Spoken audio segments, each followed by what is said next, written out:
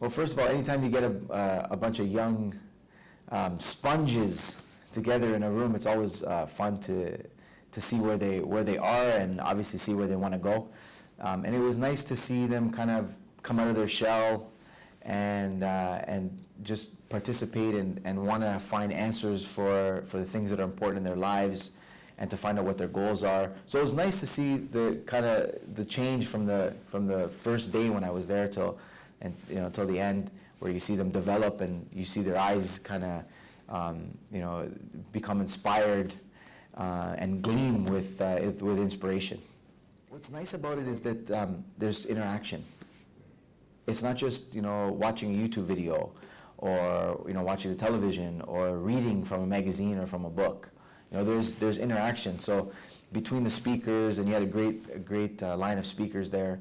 It's nice to see how the students are able to interact and ask questions and ask for feedback and for clarification. That's really important because they have questions and it's about them.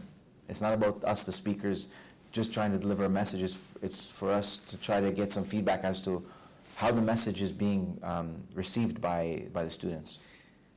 Well, like I said, obviously you're a great friend of mine, Malih Yaman, and I love what you stand for, and I love what you're trying to do. And like I said, if you get a group of young students together that want to learn and have questions and want to reach their goals and their dreams, like I believe everyone does, I love being part of that. If I can add 1% of value, it makes my day. Well, I think the highlights of the program for me is, we're being able to see the students become inspired and to see the students, just sitting at the edge of their chairs, wanting to ask more, listening to every word. To me, that's the highlight. And obviously, the highlights are going to show up later when you start seeing the progress that's been made and when the students come back with feedback as to how they conquered certain things that maybe at one time scared them, or at one time intimidated them or held them back, and now they're able to climb those mountains. Well, because I wasn't there for the whole event, I can only speak about from what I've seen, and I'd seen them in the beginning and I did see them in the end. And there's just a select few people, a select few students that you can see that their posture is different, their demeanor is different, their facial expressions are different. It's like they had a makeover. They got their face done and their hair done, and they just looked inspired. And that's what happens when you turn that light on from the inside. It shines outwardly to the outside. So I think that was the main thing that I noticed in the short time that I was at the program. That's a good one. I think that as parents, you have your perception of what you want your child to be. And sometimes that perception doesn't match what the child is born with, the child is naturally talented in doing. And it's important to be able to take that into consideration and allow the child to bloom and to grow in the direction that they want.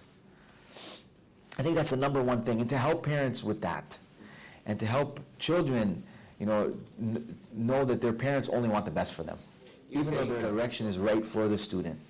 Because look, everyone has a natural skill set, has natural talents, natural abilities, and things that they love to do, things that you can't pay them to stop doing. And I find that oftentimes people put that on the back burner. They go into a different career. And now when you meet the adults in the UAE that I know, and people around the world, they're doing a job, and then they want to do another job. So they have like their night job.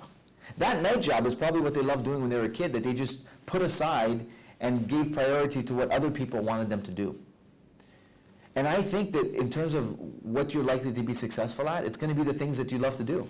Because the things that you love to do, you're able to give the time, the dedication, the patience. You do it without motivation. You do it because you're inspired to do it.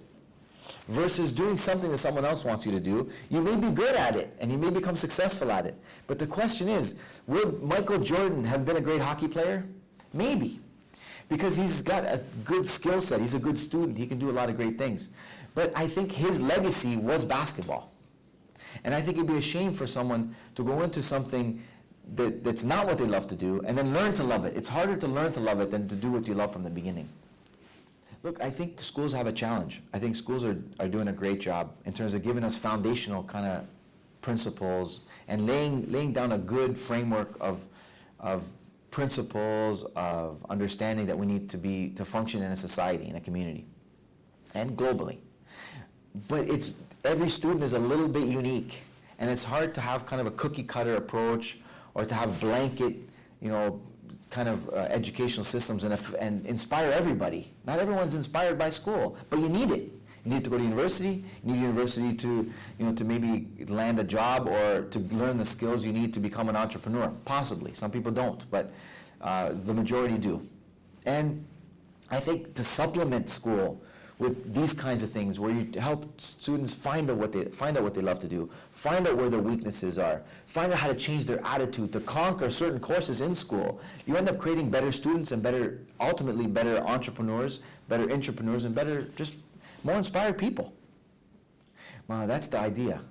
The idea is that if you can take a student, and align him with the things that they're naturally gifted at, naturally talented at doing, right? And if you can inspire them and empower them with tools of the mind, and tools of thinking and tools of just understanding the way the world is, so they don't have false expectations. They know the rules of life, then they're not blindsided. In fighting, I know UFC is a big martial arts thing and you're a karate guy.